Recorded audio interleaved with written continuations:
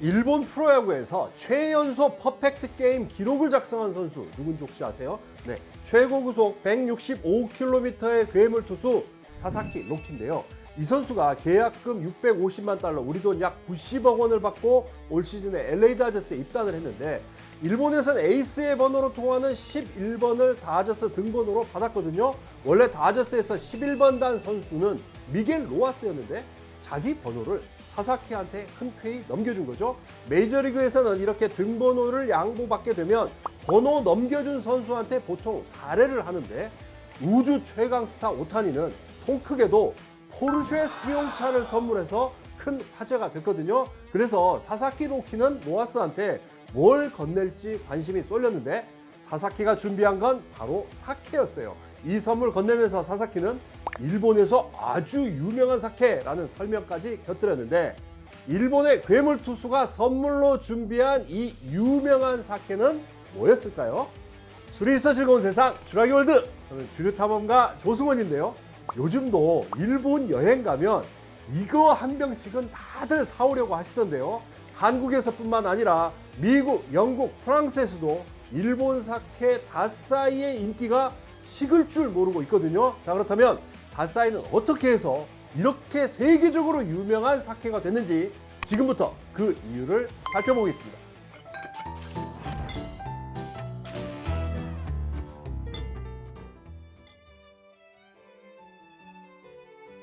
앞서서 사사키 로키 얘기를 했는데 사사키가 선물한 건 다사이 23과 다사이 비욘드였어요. 이 중에서 비욘드는 면세점에서도 지금 30만 원이 훌쩍 넘는 그런 제품인데요. 가격을 떠나서 사사키가 많고도 많은 사케 중에 다사이를 고른 건 그만큼 다사이가 유명하기 때문이지 않나 싶거든요. 자, 그럼 여기서 OPD, 봉준호 감독이 상 받은 영화제 뭐였어요? 아카데미 영화제. 아카데미. 자, 그렇다면 박찬욱 감독은? 칸 영화제. 박찬욱 감독은 칸 영화제. 네, 아카데미와 칸은 가장 유명하고 또 가장 권위 있는 영화제인데요. 올해 아카데미와 칸 영화제에 똑같은 사케 브랜드가 잇따라 등장했으니 그게 바로 다사이였어요. 먼저 3월에 열린 아카데미 때는 일본 사케로는 처음 공식 주류로 지정된 다사이가 리셉션 참석자들에게 제공이 됐는데 포브스지는 이 소식을 전하면서 사케가 이제는 미국 문화의 일부로 뿌리를 내리고 있다라고 평가를 했거든요.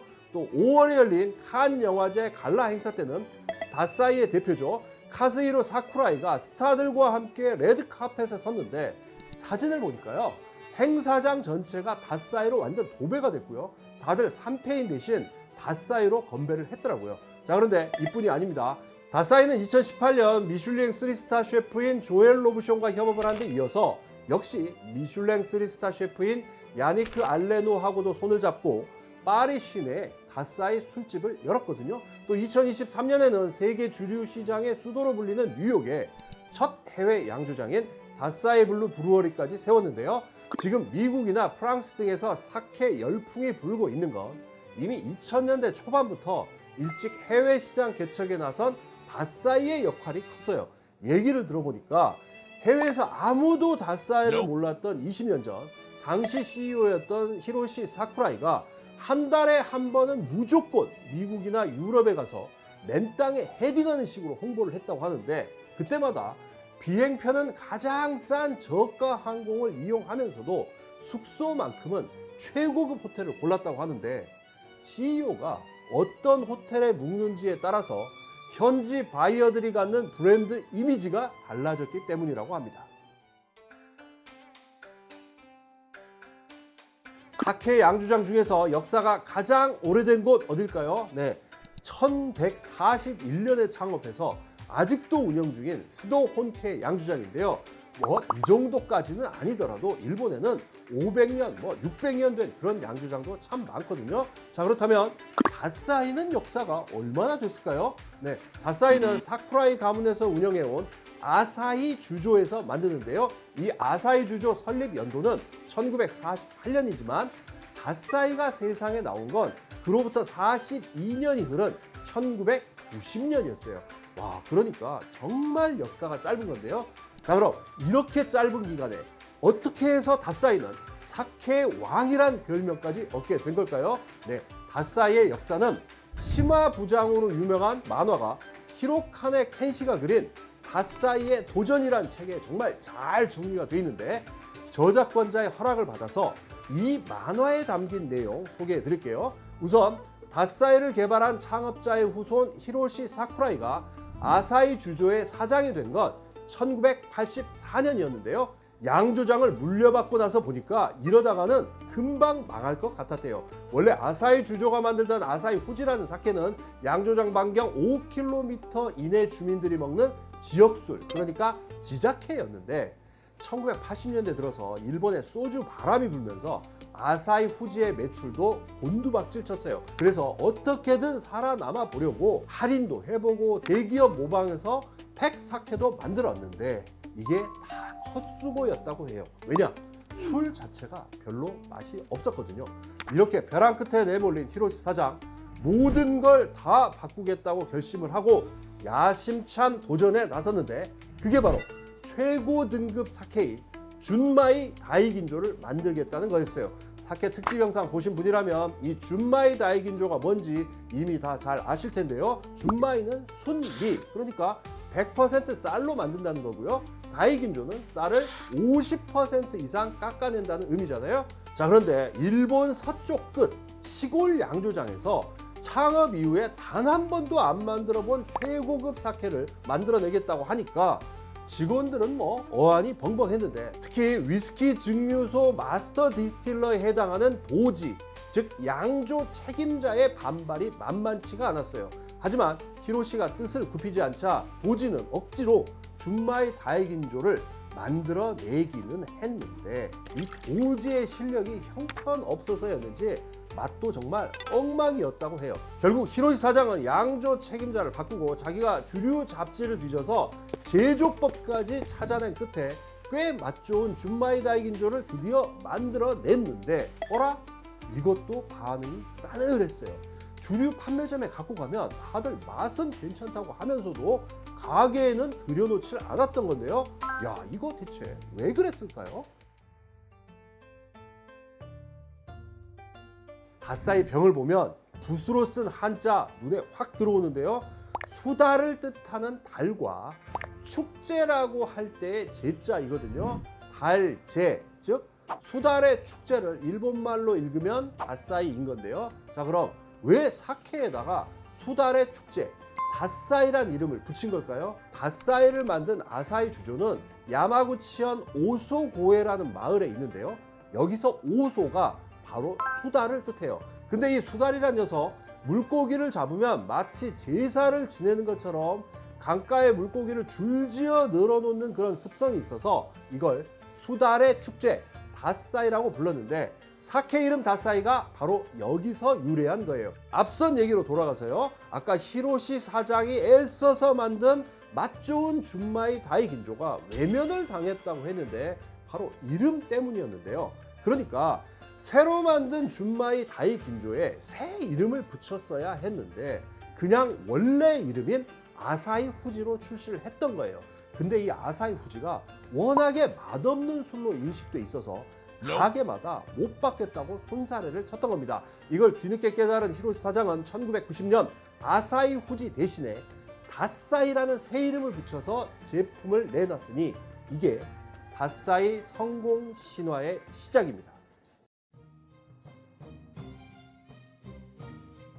닷사이 주요 제품에는 45, 39, 23 이런 식으로 숫자가 딱딱 박혀 있죠. 이 숫자가 낮을수록 가격은 올라가는데 이 숫자가 뭘 의미하는지 다들 잘 아시죠? 네, 도정하고 남은 쌀의 비율을 뜻하는 정미율인데요.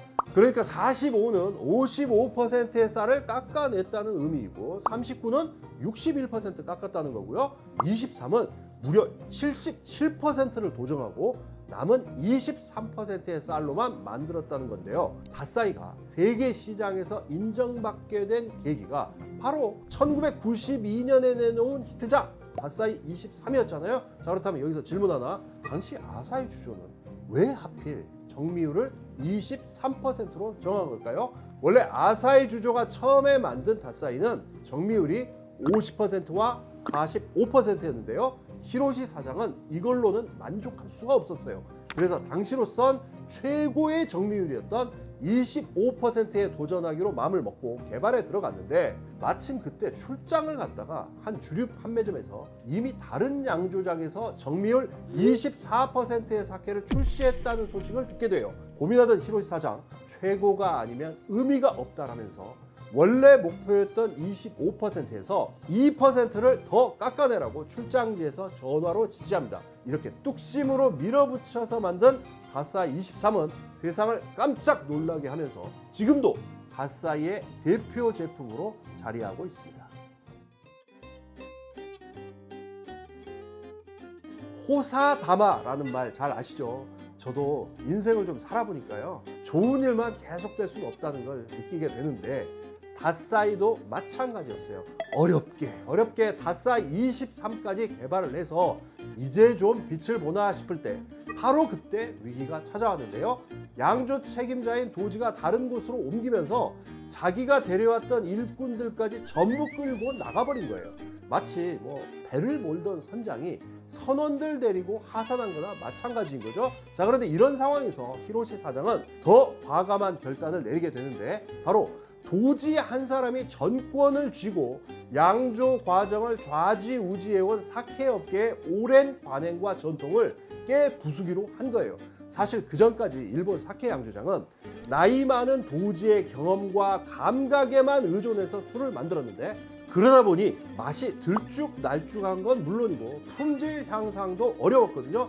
그래서 히로시 사장은 이참에 아예 도지라는 자리를 없애버리고 자신과 남은 직원들이 함께 도지 역할을 하기로 한 건데요. 이걸 위해 맨 처음 한 일은 모든 양조 과정을 데이터로 체계화한 거였어요. 예를 들어서 발효할 때마다 온도 변화라든가 알코올 도수 추이, 남아있는 당분 함량 이런 걸 전부 다 숫자로 기록해서 빅데이터로 수집을 하고 이걸 통해서 어떤 때 가장 맛있는 술이 나오는지 최적의 조건을 찾아낸 건데요. 장인의 직관이나 느낌이 아닌 숫자로 명확히 나타나는 데이터를 기반으로 사케를 만들면서 다사이의 품질은 예전과는 비교할 수 없을 만큼 올라가게 됩니다. 또 여기에 더해서 최고의 재료에서 최고의 사케가 나온다는 신념으로 다사이는 양조용 쌀, 이 사카마이의 왕으로 불리는 야마다니시키 품종만을 고집하고 있는데요. 최근에는 전국에서 어떤 농가가 가장 뛰어난 야마다니시키를 생산하는지 가리는 대회까지 열어서 여기서 수상한 농가한테는 시세보다 훨씬 비싼 돈을 주고 쌀을 매입한다고 합니다. 자, 지금까지 다사이의 역사 그리고 제조 철학까지 살펴봤는데 또 테이스팅을 빼놓을 수가 없잖아요. 그래서 오늘 정말 최고 전문가 한 분을 정말 특별하게 모셨습니다. 대한민국 주류대상 사케 부문 심사위원장이시고요. 찐 전문가 니온슈 코리아의 김정한 부장님이십니다. 안녕하십니까. 네. 반갑습니다. 부장님, 오늘 주제가 이제 다사이예요. 요즘 난리난 술이잖아요. 그 중에서 이제 유명한 게 45, 39 그리고 23이잖아요. 제가 제일 궁금한 거, 다사이 사케의 어떤 풍미 특징? 다른 사케와 구별되는 뭐가 그렇게 다른 겁니까 이게? 다사이가 가지는 이 풍미적인 특징은 투명함입니다. 얼마나 클리어한 맛을 내는가. 그러니까 더 많이 깎을수록 더 투명해지고 깔끔해진다. 네, 그렇죠. 다사이 하면 23. 그렇죠. 23이죠. 이 다사이 23하고 어울리는 특별한 안주가 있다면서요? 치즈가 잘 어울립니다. 치즈. 네, 치즈가 잘 어울립니다. 그렇다면 이제 먹어야 합니다. 한번 보여주시죠 그러면. 다사이의 투명한 맛과 그리고 치즈의濃厚한 맛이 이렇게 합쳐지면서 투명한 맛이 치즈의濃厚한 맛을 씻어주면서 다음 잔을 부르는. 이거는 정말 집에서 만들어 먹기 딱 좋다. 오늘 밤에 저는 집에 가서 이렇게 만들어 먹어볼래요. 자, 이렇게 이제 안주도 준비가 됐으니까 다사이 23부터 한번 테이스팅을 해보겠습니다. 네, 이야, 다사이 23이다. 와. 야, 병도 고급스러워요, 진짜 이게. 야, 오랜만에 먹어봅니다, 저도.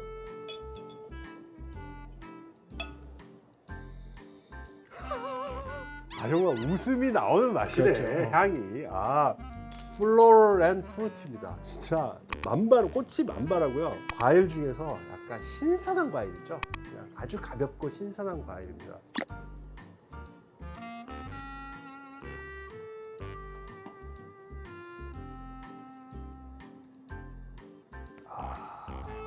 하기는 이게 맛으로 증명이 안 되면 이렇게 유명이 될 수가 없었어요. 굉장히 프레쉬하고 가볍게 쫙쫙 감기는 그 맛도 있는데 의외로 감칠맛도 되게 좋은데요? 투명함이 있으면서도 결코 과하지 않는 감칠맛과 그리고 과실감들, 후르티한 그런 느낌. 안주하고 이제 같이 네, 표현을 한번 해보시면. 저는 이제 한 방에 원래 먹는 걸 좋아하는데 이걸 먹고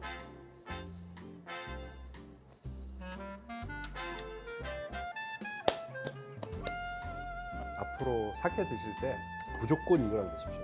동서양의 만남입니다. 오늘 바로 해 먹어보세요. 진짜 맛있습니다. 이번에 테이스팅 할 거는 다사이 23이긴 한데 다사이 23 원심분리라는 그런 제품이거든요. 일본 여행 가셔서 무지하게 많이 사시더라고요. 그래서 다사이 23 원심분리는 말 그대로 다사이 23을 만들어서 술을 이제 짜낼 때 원심 분리기를 써서 상조를 한 제품이에요. 다사이 23 원심분리는 저도 처음 오늘 테이스팅 해보겠습니다. 이야.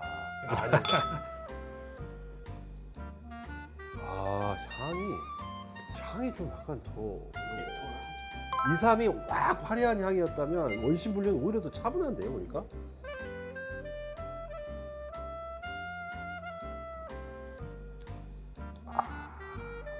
맛은 정말 직관적으로 좋네요. 감칠맛이 안에 있는 감칠맛이 더 투명해졌고 약간 수사관 느낌이 좀 더 이렇게 도드라지죠. 맛을 한번 좀 비교를 해보고 싶어요. 제가 향에서는 그 화려함은 조금 이렇게 가라앉아 있는 듯 하나 맛에서는 확실히 감칠맛이 굉장히 둥글둥글해졌고요. 단맛도 좀 많이 가라앉아 있고 좋네요. 자, 마지막으로 사사키 로키가 선물해서 엄청난 화제가 됐던 그 다사이입니다. 다사이 비욘드 소노사키의 맛을 보려고 하는데 자, 다사이 최고봉 다사이 비욘드 최고봉입니다. 다사이가 일반적으로 팔고 있는 사케 중에서는 가격이 가장 비쌉니다. 네, 이 소노사키에는 23의 리마스터 버전. 사사키 로키가 동료에게 선물했던 아이고. 야, 향부터 다르네요. 이거는 정말.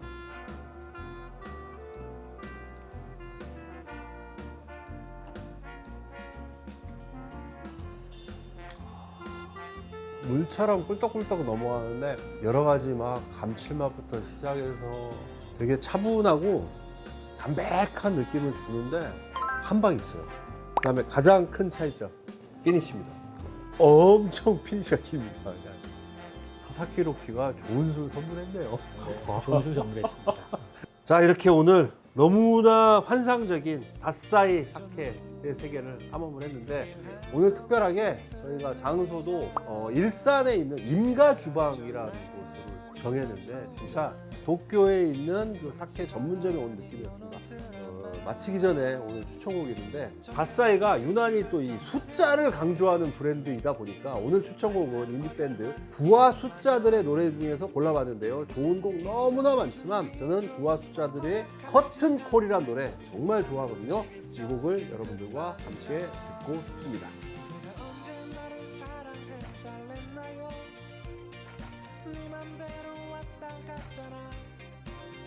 자, 술이 있어 즐거운 세상 주라기 월드. 그럼 저는 김정한 부장님이 추천해 주신 가스 오브 씨를 곁들인 크림치즈 안주와 함께 다사이 비욘드 한 잔 더 하면서 인사드리겠습니다. 오늘 나와주셔서 너무 감사합니다. 감사합니다. 네, 정말 너무 맛있는 진짜 최고의 경험인 것 같습니다.